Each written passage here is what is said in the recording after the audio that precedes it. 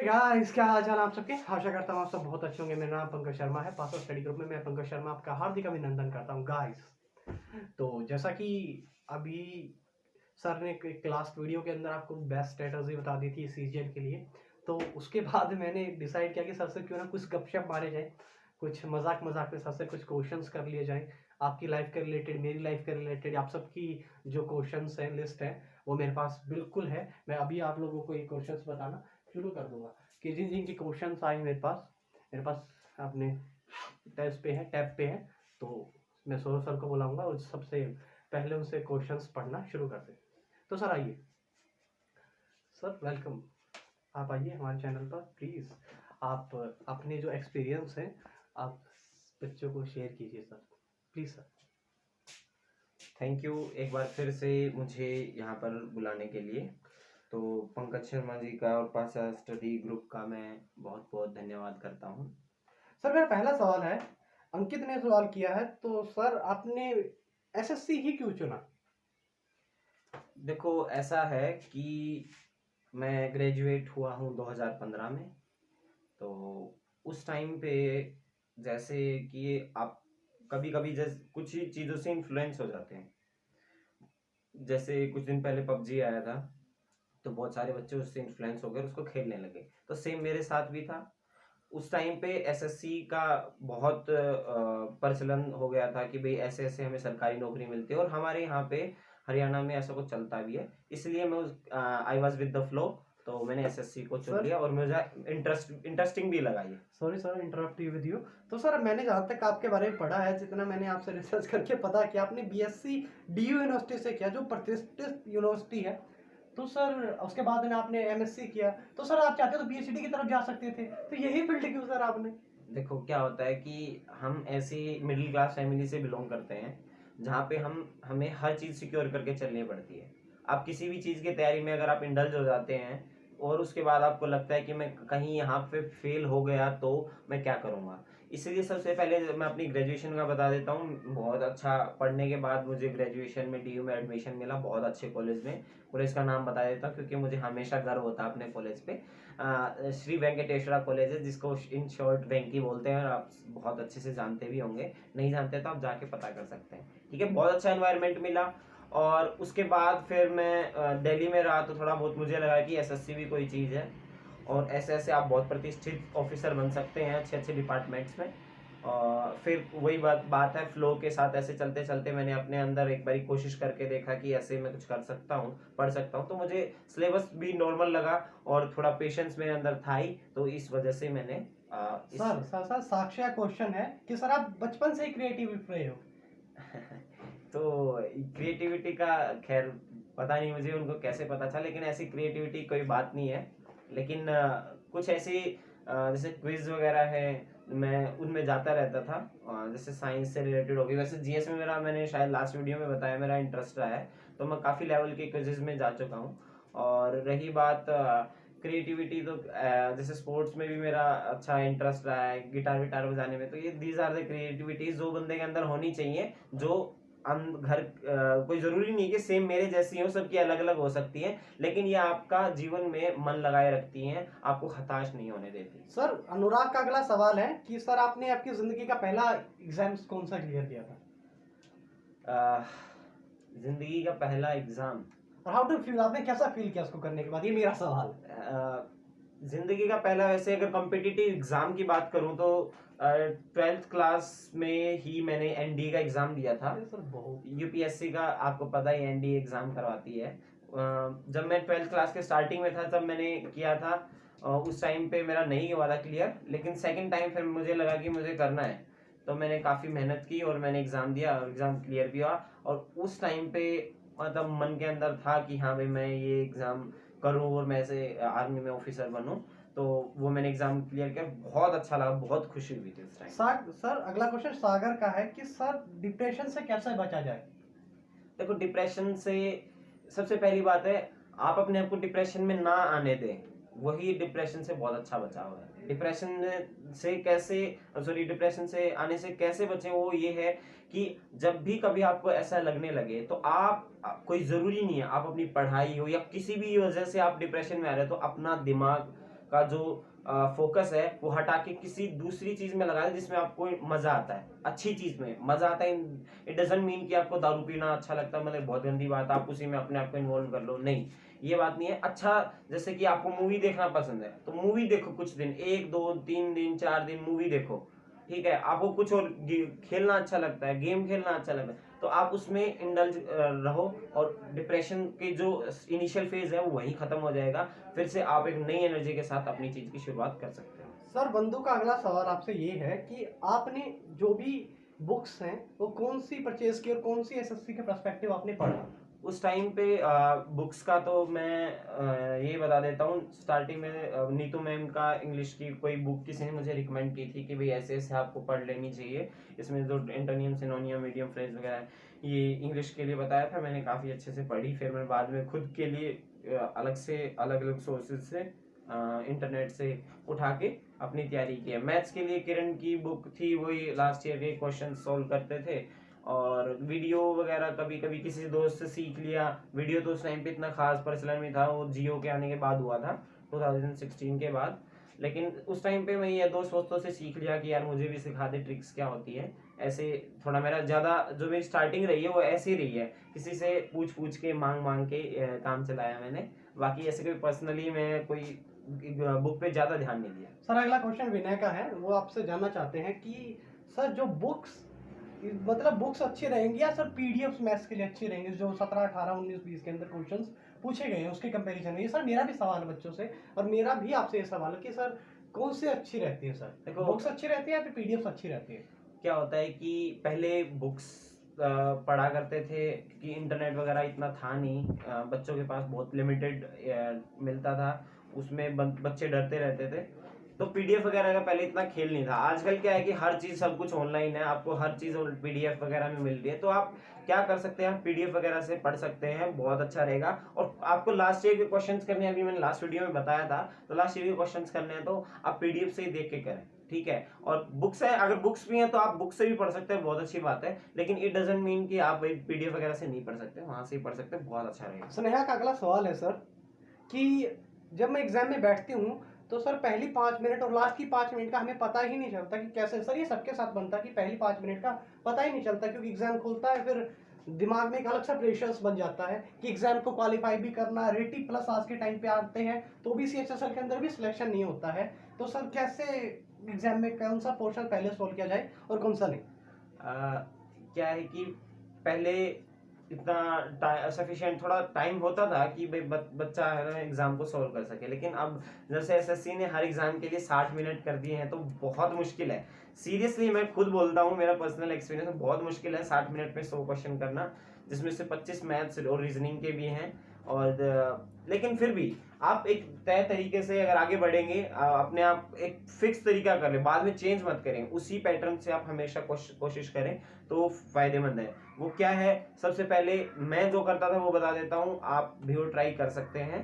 पहले मैं reasoning portion उठाता था, पहले आता भी रीजनिंग पोर्शन ही है, उठाता था, मैं देखता था उसको कि हाँ अगर मेरे से क्वेश्चन हो रहा है फर्स्ट हिट में तो कर दो, जब आपका आंसर आ रहा है तो कर दो, नहीं आ रहा तो उसको ईगो पे नहीं लेना। सबसे बड़ा जो मंत्र है वो ये है, ईगो पे नहीं लेना कि भाई मेरे से ये क्वेश्चन नहीं हो रहा तो मैं ये क्वेश्चन करके ही मानूंगा, आज तो मैं करके ही मानूंगा, नहीं तो ये मेरी ईगो का सवाल हो जाएगा। जिस दिन आपने ये ईगो पे ले ली बात तो उस दिन समझना उस एग्जाम में फेल हो। ईगो को छोड़ के आगे नेक्स्ट क्वेश्चन बढ़ते रहे। जीएस को 2-2.5 मिनट 3 मिनट में देखा, वही बात है, जीएस में क्वेश्चन आता है तो ठीक है, नहीं आता तो नहीं, इसमें तो सीधी सी बात है। इंग्लिश में भी ऐसे ही है, थोड़ा बहुत कम ही टाइम लगेगा। रही बात मैथ्स में सोल्व करने में थोड़ा टाइम लगता है। जो भी आपको टाइम कंज्यूमिंग क्वेश्चन लगे उसको भले ही छोड़ दो, ये मत सोचो कि मेरे को क्वेश्चन आता है, इसका कोई मतलब नहीं है। आपका टाइम वो अगर क्वेश्चन ले रहा है तो वो सबसे बड़ी प्रॉब्लम, वो आपके 2-3 क्वेश्चंस को और खा जाएगा, जबकि वेटेज सभी क्वेश्चंस की सेम है, 2-2 मार्क्स के हर एक क्वेश्चन है। तो ये है, आपको शुरू के मिनट 5 और लास्ट के 5 मिनट आपको ये चीज सोचनी नहीं है, आपको कंटिन्यूसली चलते रहना है। लास्ट की 5 मिनट में आपको एक चीज बता देता हूँ, मैथ्स के क्वेश्चन सोल्व करने के बजाय लास्ट के 5 मिनट आप ऐसे बचा सकते हैं कि आपने अगर कोई इंग्लिश का और जीएस का कोई क्वेश्चन छोड़ रखे हैं तो उन पे आप फोकस कर सकते हैं, ठीक है। क्योंकि उससे ये फायदा होगा कि मैथ्स का क्वेश्चन आपने आधा अधूरा कोई 2 क्वेश्चन तो कर लिए, लेकिन 1 मिनट बच गई, आपने आधा अधूरा कोई क्वेश्चन निकाल लिया, आप आंसर नहीं निकाल पाए तो 1-1.5 मिनट आपका वेस्ट ही हो जाएगा। इसीलिए मैं कुछ क्वेश्चंस अगर आपके बचे हैं तो लास्ट मोमेंट पे 5 मिनट में जाके आप उनको सोल्व करें, ना कि मैथ्स के क्वेश्चंस को। सर साहिल का अगला सवाल है कि करंट अफेयर कितना पढ़ा जाए जो सफिशिएंट रहे, क्या 1 साल का पढ़े या फिर 6 महीने का पढ़े, और कितना पढ़े और कौन सा टॉपिक ज्यादा रिवाइज करके जाए जिससे क्वेश्चन आने की सबसे ज्यादा मतलब चांसेस रहे।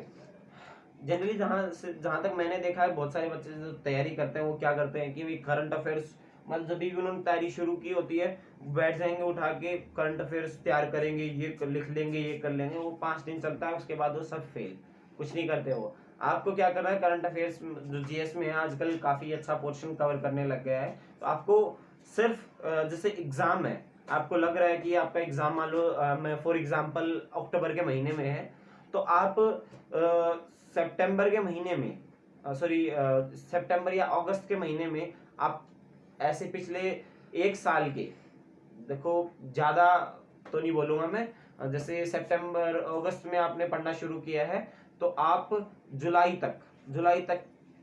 से लेके जुलाई तक के आप करंट अफेयर्स उठाएं, उनको मंथ वाइज किसी भी यूट्यूब चैनल से, वेबसाइट से आप लिख सकते हैं, अलग अलग लिख के अपनी नोटबुक में ऐसे बना लें कि भाई ये जुलाई 2019 का है, ठीक है, सॉरी 2020 का है, ऐसे ही फिर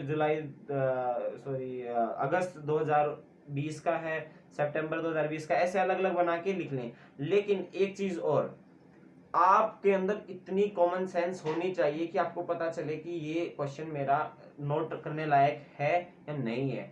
अगर आप में इतनी कॉमन सेंस डेवलप हो गई है, आप इतने एग्जाम दे चुके हैं या टेस्ट सीरीज दे चुके हैं, उससे आपको आइडिया लग जाएगा, क्योंकि हर क्वेश्चन बंदे के दिमाग में डालना बहुत मुश्किल काम है। तो इसलिए इंपॉर्टेंट चीजों को पढ़ें, जो इंडिया से रिलेटेड ज्यादा चीजें हैं उनको पढ़ें, क्योंकि बाहर विदेशी चीजों को भी बंदे पढ़ना शुरू कर देते हैं, नहीं, इंडिया से रिलेटेड चीजों को पढ़े, क्योंकि इंडिया का एग्जाम है तो वो इंडिया के बारे में ही ज्यादा पूछेंगे। और ऐसे मंथ वाइज आप तैयार करें, नोटबुक में लिखें, और एग्जाम टाइम से पहले हर रोज सुबह उठ के उनको तैयार कर सकते हैं।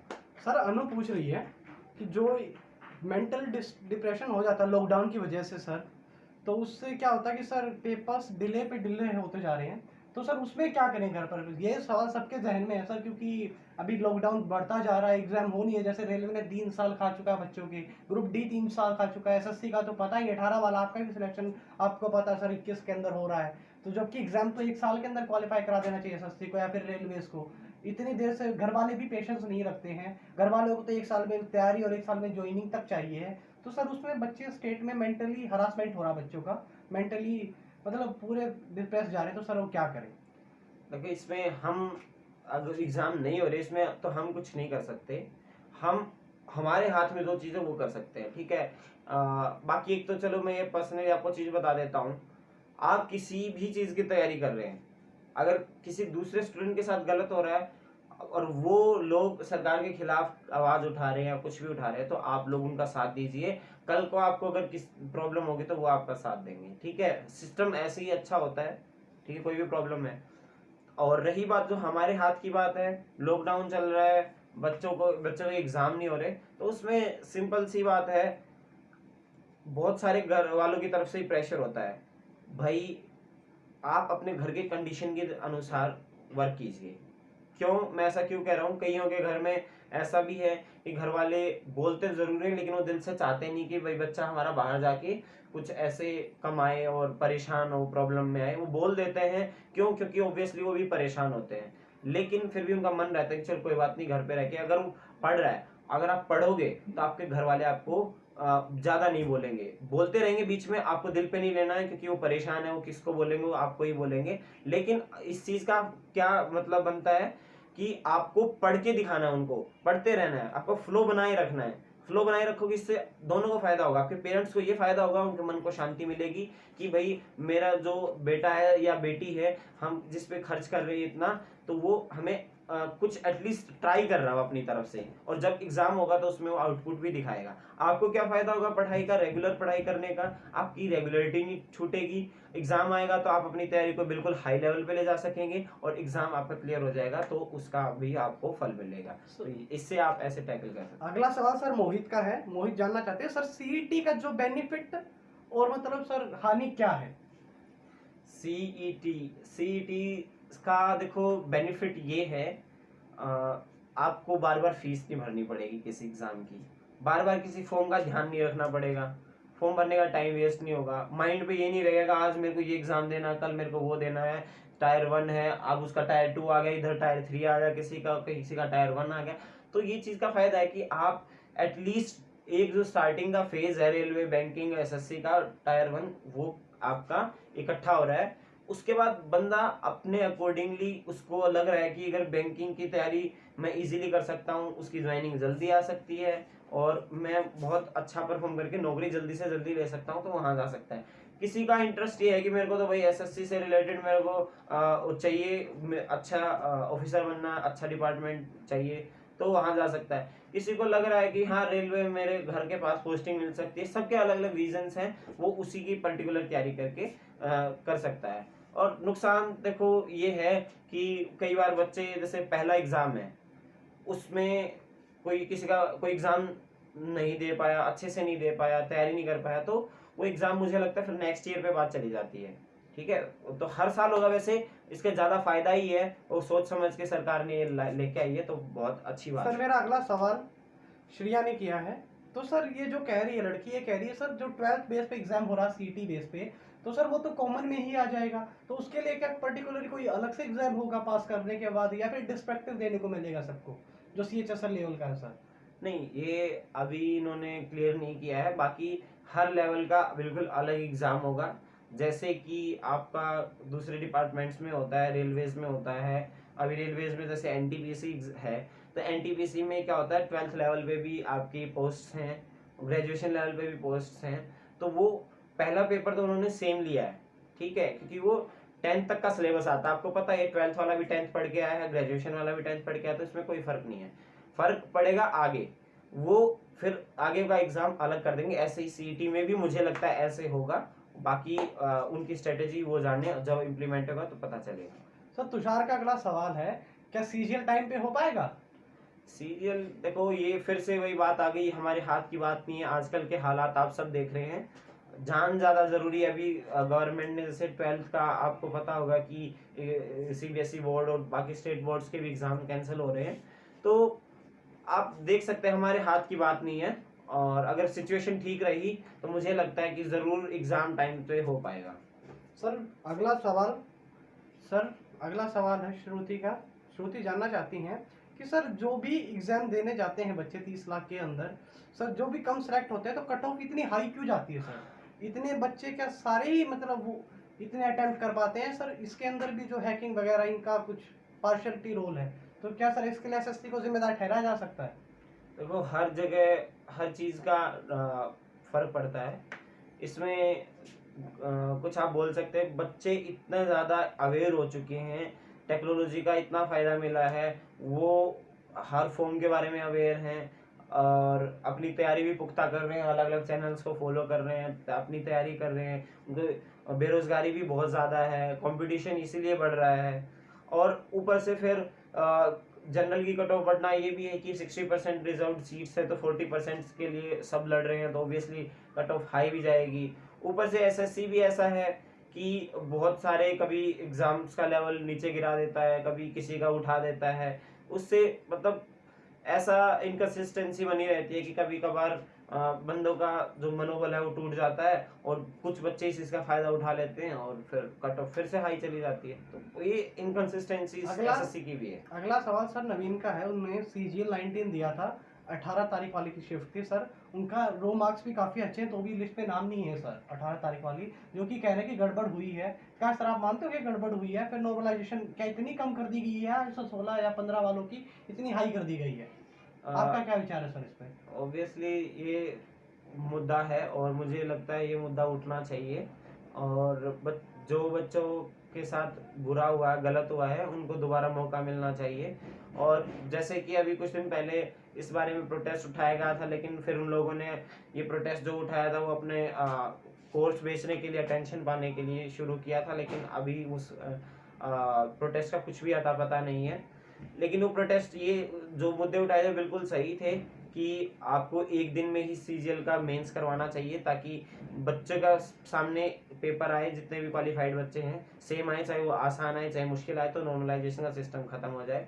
और जो हुई है वो सच में हुई है, अब कितनी हुई है ये मार्क्स आने के बाद पता चलेगा, लेकिन हुई है उस चीज का रीजन क्या दे सकता हूं मैं, इसीलिए एसएससी ने मार्क्स रिलीज नहीं करे हैं। अगर एसएससी मार्क्स रिलीज कर देता तो उनका भांडा आज ही फूट जाता।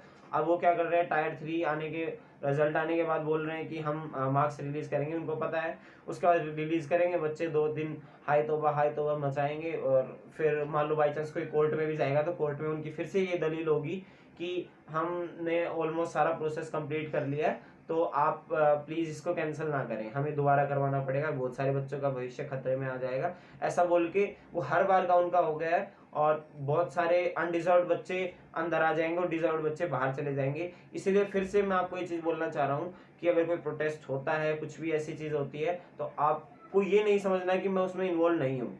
आज आप इन्वॉल्व नहीं हो, कल आप इन्वॉल्व हो सकते हो, आपके साथ ये हो सकता है, क्योंकि एसएससी है और मान लो कोई और भी डिपार्टमेंट है, हर जगह ये चीजें चल रही है। इसीलिए आपको एक्टिवली पार्टिसिपेट करना है और इस चीज को, सिस्टम को सुधारने में आप सबकी मदद करनी है। सर काजल आपसे पूछना चाहती है कि एसएससी के अंदर वेटिंग लिस्ट आ सकती है सर? इस चीज के बारे में कहा नहीं जा सकता, क्योंकि डिपार्टमेंट्स अलग अलग होते हैं और कट ऑफ्स अलग अलग होती हैं, तो इसलिए आने को आ सकती है, लेकिन किस तरीके से, किस वे से वो इस चीज को डिजाइन करेंगे, ये काफी इंटरेस्टिंग क्वेश्चन होगा, अभी पता नहीं है। लव ने सर सवाल पूछा, काफी अच्छा सवाल है, ये मेरे मन में भी था सर। आपने रेलवे और एसएससी में दोनों में से कौन सा अच्छा मानते हो आप अपने दौर में? नहीं, जिस बच्चे को कुछ भी अगर नौकरी नहीं मिल रही है, तो मुझे लगता है कि नौकरी सबसे इम्पोर्टेंट है, उसमें चाहे वो रेलवे की हो, एसएससी की हो, सीएचएसएल या बैंकिंग किसी भी तरीके की हो। तो आपको ये चीज़ नहीं सोचनी है कि आप कोई ये सोचे कि रेलवे की है। हाँ भाई, आपकी बहुत अच्छी तैयारी होगी है, तो आप अपने माइंड को सेट कर सकते हैं जहाँ पे आपको कंफर्टेबल लगे। पोस्टिंग को देखना चाहते हैं तो आप पोस्टिंग के अकॉर्डिंग आप डिपार्टमेंट सेलेक्ट कर सकते हैं, एसएससी में जा सकते हैं, रेलवे में जा सकते हैं, it's up to you. Sir आप रेलवे के अंदर हैं, मेरे दोस्त हैं, मेरे बच्चे हैं, उन्होंने भी सर क्या है कि जो चंडीगढ़ से बिलोंग करते हैं, हरियाणा से बिलोंग करते हैं, उन्होंने सिकंदराबाद तक का जोन भर रखा है। अब तो रेलवे के अंदर है, तो क्या कोई प्रोसीजर है सर वहाँ से उनको वापस बुलाने का, या फिर उनको भरना ही नहीं चाहिए था सर ऐसे जोन के अंदर? नहीं, ऐसी कोई बात नहीं है। आप किसी भी जोन में सेलेक्ट हो जाइए, उसके बाद 2 तरीके से आपके ट्रांसफर हो सकते हैं। एक ऑन रिक्वेस्ट होता है, एक म्यूचुअल ट्रांसफर होता है। ऑन रिक्वेस्ट के लिए आपको काफ़ी वेट करना पड़ सकता है, लेकिन म्यूचुअल ट्रांसफर के लिए क्या है कि सपोज किसी बच्चे का जो सिलेक्शन है साउथ वाले का, उसका कट ऑफ में यहाँ नॉर्थ साइड में आ गया है और वो साउथ साइड में वापस से अपने घर जाना चाहता है, तो आप उसके साथ म्यूचुअली कंसेंट करके सेम ग्रेड पे और सेम कैटेगरी के हिसाब से आप दोनों आपस में ट्रांसफर कर सकते हैं। सर भावना सीएचएस में 2018 की एस्पेरेंट है, वो पूछ रहे सर हमारा जो टाइपिंग का रिजल्ट तक नहीं आया और 31 जून को हमारी फाइनल लगनी है, तो सर आपको क्या लगता है सर होगी टाइम पे? नहीं, अभी बिल्कुल भी कुछ नहीं होगा, क्योंकि जो कोविड की वजह से प्रोसेस है वो बहुत ही स्लो हो गया है, और इसमें 2 बातें हैं। एसएससी को भी बहाना मिल गया, और दूसरी तरफ से हम सोचे तो ये परेशानी की बात है, क्योंकि हेडक्वार्टर दिल्ली में, और दिल्ली में आपको पता है कैसी सिचुएशन रही है, इसीलिए ये चीज़ कहीं नहीं जा सकती। हाँ, बट ये श्योर है कि उनका इस टाइम पे तो फाइनल लिस्ट होगी नहीं। सर आप इसके लिए जो भी एसएससी ये कर रही है, सर आप गवर्नमेंट को कितना जिम्मेदार समझते हो? देखो, एजुकेशन से रिलेटेड जो ये कम्पिटिटिव एग्जाम्स की हैं, इसमें देखो गवर्नमेंट की खामी तो है, लेकिन कम्प्लीटली गवर्नमेंट की खामी है ये मैं कह नहीं सकता, क्योंकि यूपीएससी है, यूपीएससी भी गवर्नमेंट ही गवर्न करती है। अगर देखा जाए तो वो भी गवर्नमेंट के अंडर ही आती है, लेकिन वो इतना अच्छा काम कर रही है, लेकिन एसएससी नहीं कर रही है, तो रेलवे नहीं कर रही है। तो इसमें मैं प्योरली गवर्नमेंट को नहीं बोलूँगा, ये बोलूँगा जो हमारी ब्यूरोक्रेसी है वो ज़्यादा जिम्मेदार है। अगर वो बहुत अच्छे से स्टेप ले सके, अच्छे से एक्शंस ले सके, तो ये चीज़ें सुधर सकती हैं। सर अगला सवाल आप लोगों से आपसे है सर, ये पूछ रही है सर सुनीता, ये सवाल पूछ रही है सर आपसे कि जो इंग्लिश है वो मेंस के लिए अलग अलग बैचेस लें या फिर एक ही बैच में कंप्लीट हो सकती है सर, मैथ्स और इंग्लिश दोनों ही, या उसके लिए अलग अलग कोर्स खरीदें सर? देखो इंग्लिश वगैरह के लिए अलग कोर्स खरीदने की जरूरत नहीं है। सर मैथ्स के लिए भी? इंग्लिश के लिए बता देता हूँ आपको, क्या है कि कंटिन्यूसली प्रैक्टिस करने की जरूरत है। लास्ट ईयर के क्वेश्चंस जितनी बार आप प्रैक्टिस करोगे, सीखोगे, पढ़ोगे तो आपको फायदा मिलेगा, ठीक है। लेकिन रही बात मैथ्स की, बात वो मैथ्स में भी वही है, प्रैक्टिस ही करनी पड़ेगी आपको। एक बार आपने सिलेबस कवर कर लिया है तो आप लास्ट ईयर के क्वेश्चंस, टेस्ट सीरीज हल्के फुल्के आप कर सकते हैं। नए नए कोई क्वेश्चन आ रहे तो उठा के वो आप पढ़ सकते हैं। बाकी और कोई इतना स्पेशल कुछ नहीं है इसमें।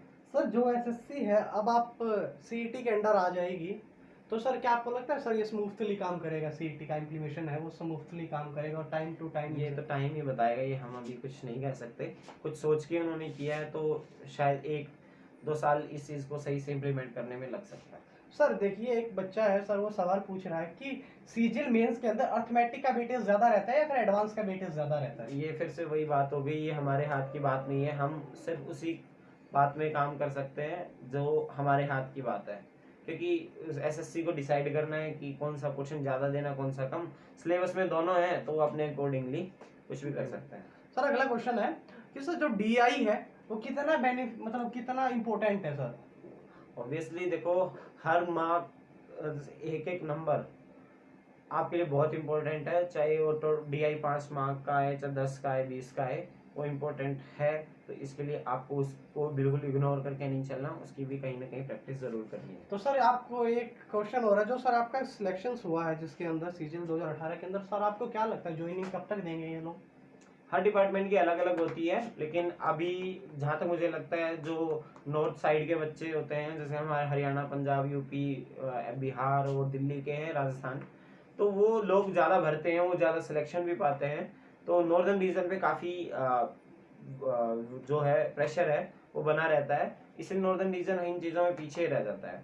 अदरवाइज प्रोसेस काफ़ी सही से चल रहा था और शायद क्या पता नॉर्दर्न रीजन ने अपना काम कर दिया हो, तो धीरे धीरे अब यहाँ पे आप देख सकते हैं कि आने वाले टाइम मंथ में ज्वाइनिंग मिलनी शुरू हो जाएगी। सर अगला क्वेश्चन है, रेलवे एनटीपीसी के एस्पायरेंट ने पूछा है कि सर जो रेलवे है अपनी रिक्रूटमेंट है, जो 7th फेज के एग्जाम है वो बच गए हैं, तो आपके हिसाब से सर वो कब तक, मतलब ये तो वही है, सिचुएशन जैसे ठीक होगी तभी आपके एग्जाम करवाए जा सकते हैं, उससे पहले कोई चांस नहीं है, क्योंकि गवर्नमेंट इस कोविड के मामले में अब कोई रिस्क लेने के लिए तैयार नहीं है। सर कभी का अगला सवाल है, क्या फुल एग्जाम कैलेंडर आखिरी मतलब ज्वाइनिंग तक का क्या जारी होगा आगे भविष्य के अंदर? आपको मतलब कुछ अगर नहीं भी होगा, देखो इस नहीं भी होगा तो मैंने आपको ये चीज़ बोली है कि आपकी डिमांड्स हैं, कुछ भी बातें हैं, तो आपको इस चीज़ में एक्टिवली पार्टिसिपेट करना चाहिए और बोलना चाहिए गवर्नमेंट पे, या आपकी जो इंस्टीट्यूशन है, एसएससी है, रेलवेज है, उस पर प्रेशर बनना चाहिए, सो दैट वो आपकी बातों को सुने, रिकॉग्नाइज करें और आपकी बातों को इम्प्लीमेंट भी करें। सर मेरा अगला सवाल मेरा है, सबके क्वेश्चंस खत्म हो चुके हैं, अब मैं आपसे कुछ 1-2 सवाल मेरे हैं। सर बच्चों के दिल में कई बार हवा हो जाता है कि हमको दिल्ली जाके पढ़ाई करनी है, दिल्ली मोहजी नगर में हमारा सिलेक्शन होगा। क्या सर ये क्या मतलब भरम फैलाया जा रहा है, या फिर ऑनलाइन इंस्टीट्यूट इतने हो चुके हैं कि बच्चों का शोषण हो रहा है, मेंटली हरासमेंट किया जा रहा है बच्चों को, या फिर मतलब क्या सर ये क्या हब बना रखा है सर? क्या वहीं पर सिलेक्शन होते हैं बच्चों का, या पढ़ने वाले का कहीं पर भी हो सकता है सर आपके हिसाब से? वो तो सभी को ही पता है कि पढ़ने वाले का सिलेक्शन कहीं भी हो सकता है, कोई ज़रूरी थोड़ी है इतने सिलेक्शन हुए सारे के सारे कोचिंग वाले हैं। इवन मैंने कभी कोचिंग नहीं ली, हाँ 1-2 बार, 1 महीने 1.5 महीने में किसी इंस्टीट्यूट में गया था, वो भी अभी इवन 2018 में जब मेरा सिलेक्शन हुआ उसके बाद ही गया था मैं, वो भी कुछ दिन के लिए, आपको पता है 1-1.5 महीने में सिर्फ एक ही सब्जेक्ट के लिए गया था, और उसमें भी मेरे को कुछ ज़्यादा मज़ा नहीं आया, तो इसलिए मैंने फ़ीस ज़रूर पे की, लेकिन मैं क्लासेस में नहीं गया। मुझे लगा कि सबसे ज़्यादा बेनिफिशियल यही है कि मैं अपनी सेल्फ स्टडी को टाइम दूं, और आजकल तो इतने ज़्यादा सोर्सेज अवेलेबल हो गए हैं यूट्यूब पे कि आप किसी भी एक टीचर को अच्छे से फॉलो कर लें, उसको अच्छे से ध्यान दे लें, पढ़ लें, जैसे मैंने बताया वैसे वैसे पेशेंस के साथ पढ़ लें, तो आपका बेड़ा पार हो सकता है। इसलिए कोई ज़रूरत नहीं है आपको कहीं भी बड़े शहर में जाने की। Thank you sir very much आपका मेरे चैनल पर आने के लिए और बच्चों को इतना गाइड करने के लिए। सर मैं आपका पता नहीं कैसे ये आभार व्यक्त कर पाऊंगा कि सर आपने आपका कीमती वक्त मेरे चैनल के लिए निकाला और आप मेरे चैनल पर आए सर, और बच्चों के क्वेश्चंस के आपने जवाब दिए। आई होप बच्चे आपसे पूरे सेटिस्फाई होंगे सर, आपके क्वेश्चन से सेटिस्फाई कर हुए होंगे sir. Thank you so much sir. Please आप बच्चों को आपकी तरफ से मैं चाहता हूँ सर, आप फाइनली उनको कुछ मैसेज दें, कुछ आप मोटिवेट करें। जो बच्चे मेंटली घर पे रह कर क्या हो रहे हैं कि बहुत ज़्यादा बोरियत फील कर रहे हैं और बहुत ज़्यादा लॉकडाउन की वजह से ख़राब हालात में हो चुके हैं सर, तो प्लीज़ आप लास्ट मैसेज इन बच्चों को कन्वे करें मेरी तरफ से। तो इसमें सबसे पहली बात यही है कि आप बिल्कुल भी घबराए ना, और आपके जैसे पेरेंट्स हैं ऑब्वियसली वो बोलते रहते होंगे, मैं मानता हूँ, क्योंकि मिडिल क्लास फैमिली में बताया कि ऐसी चीज़ें होती रहती हैं और उनकी भी गलती नहीं है। आप खुद सोचे हुए इतनी मेहनत से, मान लो इस लॉकडाउन के टाइम में भी आपको खाना खिला रहे हैं, रख रहे हैं, तो उनकी भी मजबूरी है कहीं ना कहीं। आपको ये चीज़ बोलते हैं, गुस्सा भी है, थोड़ा बहुत निकल भी जाता, तो उस चीज़ का बुरा नहीं मानना है। ऊपर से आपको पढ़ाई कंटिन्यू करनी है, भले ही पहले आप 10 घंटे 8 घंटे पढ़ते थे, अब आप 2 घंटे 3 घंटे पढ़ रहे हैं, इट्स ओके, नो प्रॉब्लम, लेकिन पढ़ाई नहीं छोड़नी है। बात अगर मान लो डिप्रेशन जैसी चीज़, कोई भी ऐसी फालतू की चीज़ आपके दिमाग में गलत चीज़ आ रही है, तो उसको दूर करने के लिए क्या होता है, रिप्लेसमेंट। माइंड में रिप्लेसमेंट जरूरी है। मान लो आपको माइंड में कोई खराब चीज़ है, तो इधर से कोई अच्छी चीज़ घुसाओ, उधर से वो रिप्लेस होके पुरानी वाली खराब चीज़ बाहर चली जाएगी और अंदर एक अच्छी चीज़ आ जाएगी। तो बहुत एक आपको कंसिस्टेंटली इस चीज़ पे ध्यान देना है, खाने पीने पे ध्यान देना है, बाहर नहीं जाना है, कोरोना से बचना है। तो ये बहुत सारी चीज़ें हैं, आपको बस इन चीज़ों का सर मेरा लास्ट सवाल है, अरे लास्ट सवाल पूछा गया है सर मोहित के द्वारा। मोहित जानना चाहते हैं सर अट्रैक्शन और डिस्ट्रैक्शन से कैसा बचा जाए सर, क्योंकि इस लाइन में जब मैच्योर होते हैं बच्चे सर, ये काफ़ी मतलब डिस्ट्रैक्शन सबको फेस करना पड़ता है और इससे बच्चे क्या कई बार लाइन से भटक जाते हैं और ना ही अपना गोल अचीव कर पाते हैं, ना तो घर के ना घाट के सर। तो इनसे आपको भी अपनी लाइफ में कभी एक्सपीरियंस रहा हो तो सर प्लीज़ शेयर करें। ऐसा तो कुछ नहीं है, अट्रैक्शन और डिस्ट्रैक्शन कुछ नहीं होता। अट्रैक्शन ये होता है कि हमें जो किसी के पास लेके चला जाए, वो अट्रैक्शन होता है, और डिस्ट्रैक्शन ये हो जाता है कि हम उस चीज़ को अपने दिमाग में इतना बैठा ले कि हम किसी चीज़ पे कॉन्सेंट्रेट ना कर पाए, वो होता है डिस्ट्रैक्शन। ठीक है, तो अट्रैक्शन तक तो बात ठीक होती है, वो क्या होता है, एक आपके मन के अंदर एक उत्साह बना के रखता है, लेकिन आपको वो इतना आगे नहीं बढ़ने देना है कि भाई वो डिस्ट्रैक्शन बन जाए। आपको अपने किसी भी चीज़ में, अच्छी चीज़ में, पढ़ाई में, घर वालों पे ये ध्यान देने से आपके बीच में आए तो वो बिल्कुल गलत बात है। आपको अपनी वहाँ पे मैच्योरिटी दिखानी है, माइंड की मैच्योरिटी ये है कि भाई मैं इतना मैच्योर पर्सन हूँ, भाई मुझे ये चीज़ें बिल्कुल नहीं करनी है, मुझे अपना गोल देखना है। क्योंकि अगर आपने, सही बता रहा हूँ, ये सीरियसली आप किसी वेल एक्सपीरियंस पर्सन से भी जान सकते हैं कि आपने अगर टाइमली अपना गोल अचीव कर लिया, तो जो अट्रैक्शन या डिस्ट्रैक्शन जो भी है ना, तो वो तभी भी आपका बना रहेगा, वो हटेगा नहीं। आपको लगेगा कि ये टाइम से चला गया, ऐसा हो गया वैसा हो गया, ऐसा कुछ भी नहीं है। और टाइम के बाद से आपको वही मिलेगा, लेकिन पढ़ाई और पढ़ाई का जो आपका बीता हुआ टाइम है वो नहीं मिलेगा। इसलिए मुझे लगता है कि आप उसे ही अपना प्यार बना ले, पढ़ाई को ही अपना प्यार बना ले, गोल को ही अपना प्यार बना ले, उसी के तरफ अट्रैक्ट हो, उसी के लिए आप काम करें, शिद्दत से काम करें, आपको आपका प्यार जरूर मिलेगा। उसके बाद आप किसी भी प्यार की खोज में निकल सकते हैं। Thank you so Sharma sir, आप हमारे बिल्कुल। चैनल पे आने के लिए thank you so much sir. Okay, ठीक है, thank you so much guys. आप लोग मुझे इतनी देर तक झेल पाए। नहीं सर, मतलब बच्चों का हमने पूरा माइंड वॉश कर दिया कि हाँ, अब मुझे लगता है कि सर बच्चे सही लाइन पे चलेंगे मेरे। हाँ ठीक है, ओके, बाय बाय, अपना ख्याल रखिए, खुश रहें, टेक केयर, जय हिंद।